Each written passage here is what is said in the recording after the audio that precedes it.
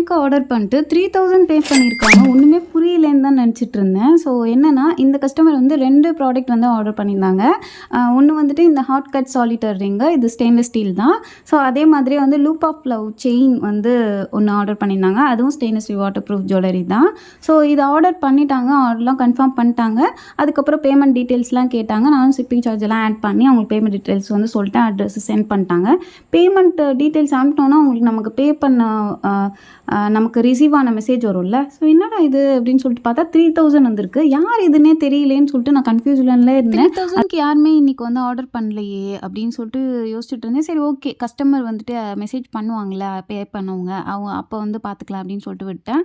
அதுக்கப்புறம் நான் Insta side போகும்போது தான் தெரியுது இந்த கஸ்டமர் வந்து மெசேஜ் பண்ணியிருந்தாங்க. சரி, இந்த மாதிரி நான் வந்து மாற்றி அனுப்பிட்டேன், 3000 அனுப்பிட்டேன், கொஞ்சம் அந்த அமௌண்ட்டை எடுத்துகிட்டு பேலன்ஸ் அமௌண்ட் சென்ட் பண்ண முடியுமான்னு சொல்லிட்டு ஒரு மாதிரி பயன்ட்டாங்க. ஏன்னா நான் வந்து உடனே ரிப்ளை இல்லாமல் இருக்கவும் 4-5 கால் வேறு பண்ணிட்டாங்க.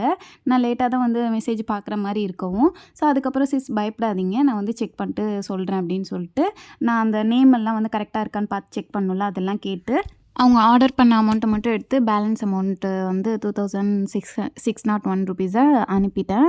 ஸோ இவங்களுக்கு வந்துட்டு கிஃப்ட்டாக வந்து இந்த ஒரு ரிங்கும் வந்து பேக் பண்ணி சென்ட் பண்ணியிருந்தேன். அவங்க கைக்கு கிடச்சது அவங்களுக்கு ரொம்ப பிடிச்சிருந்துச்சு. ஆனால் இவங்களுக்கு இன்னொரு பெரிய ஷாக் ஒன்று நடந்துச்சு. அது இன்னொரு வீடியோவில் ஷேர் பண்ணுறேன்.